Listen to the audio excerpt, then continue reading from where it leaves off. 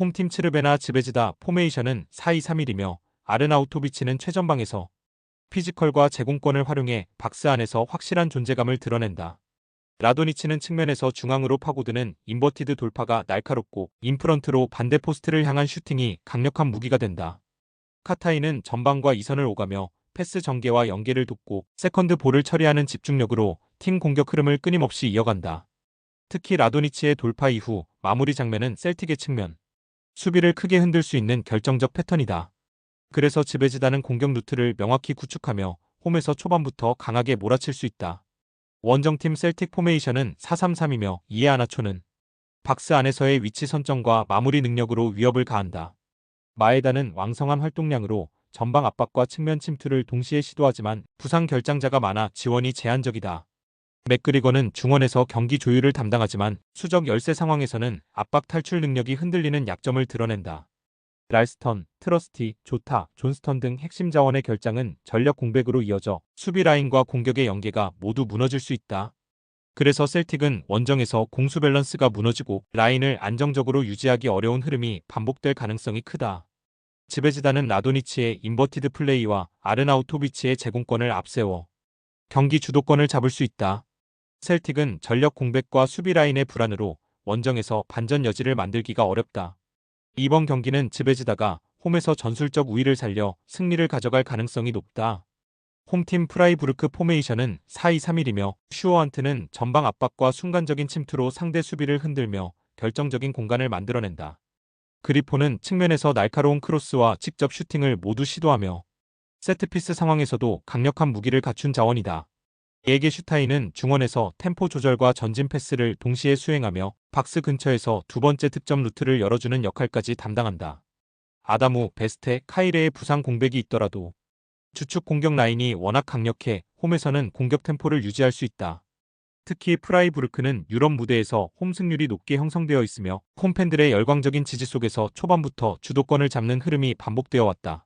원정팀 바젤 포메이션은 4-2-3-1이며 아에티는 제공권과 문전 움직임에서 강점을 보이지만 최근 마무리 감각이 둔화된 상태다. 호텔로는 중원에서 볼 간수와 연결을 맡지만 압박이 강해질 경우 쉽게 템포가 끊기며 전방으로의 전진 패스가 줄어드는 경향이 있다.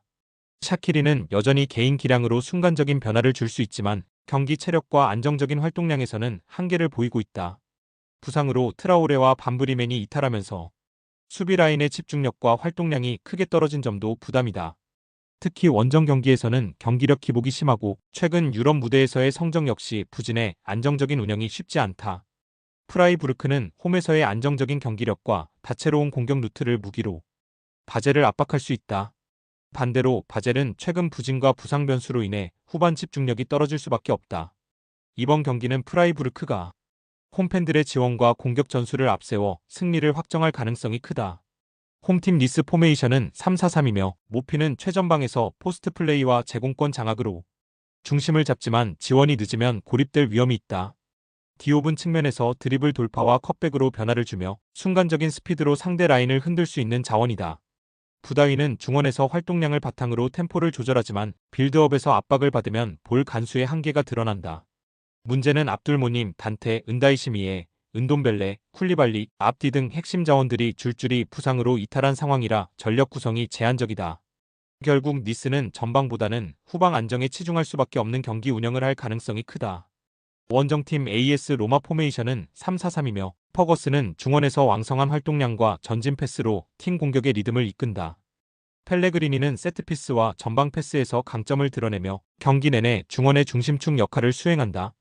코네는 기동력 있는 움직임으로 박스 근처에서 기회를 엿보지만 고립될 경우 영향력이 제한된다. 로마 역시 보브, 디발라, 피실리, 바스케스 라치, 웨슬리, 베일리, 발단치까지 대거 부상으로 전력이 크게 누수된 상태다. 때문에 로마도 수비 조직을 우선적으로 세우며 신중하게 경기를 풀어갈 가능성이 크다. 니스와 로마는 모두 주축 자원의 줄부상으로 인해 전술적 유연성이 크게 제한된다. 양팀 모두 수비를 우선시하는 운영을 택할 수밖에 없어 팽팽한 균형이 유지될 가능성이 높다. 이번 경기는 결국 공방의 답답함 속에서 무승부로 귀결될 가능성이 크다. 홈팀 말메 FF는 4-4-2 전형을 유지하며 전방에서 확실한 타깃 플레이를 구축한다. 구두 요센은 제공권과 포스트 플레이에 강점을 지닌 스트라이커로 페널티 박스 안에서 공중볼 경합을 장악할 수 있다. 학사바노빅은 좌측에서 드리블과 크로스로 활로를 열고 구두 요센의 머리를 향해 날카로운 크로스를 지속적으로 공급한다. 요센은 이선에서 왕성한 활동량과 연계로 세컨드볼을 지배하며 전방 압박과 중거리 슈팅 옵션까지 제공한다. 특히 부상으로 빠진 보테인과 시구르드손의 공백에도 불구하고 측면 크로스와 구두 요센의 헤더라는 명확한 공격 패턴으로 상대 수비를 흔들 수 있다. 원정팀 루도 고레츠는 4-1-4-1 전형으로 안정적인 수비 라인을 구축하려 한다.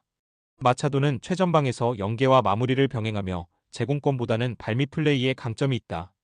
카이오 비달은 빠른 드리블 돌파와 컷백으로 위협적인 장면을 만들지만 수비 가담에서는 다소 소극적이다. 칼록은 이선에서 템포 조절과 전진 패스를 담당하지만 압박 강도가 높아질 때 실수가 잦다. 문제는 중앙 센터백 조합이 말메 FF의 공격진과 비교해 평균 신장이 낮다는 점이다. 이 약점은 곧 공중볼 상황과 크로스 수비에서 치명적인 허점으로 이어질 수 있다. 말메 FF는 구두 요센의 제공권을 중심으로 한 크로스 공격 패턴으로 루도 고레츠 수비 라인을 무너뜨릴 수 있다. 루도 고레츠는 신장 열세로 인해 공중볼 경합에서 고전하며 수비 안정감을 유지하기 어렵다.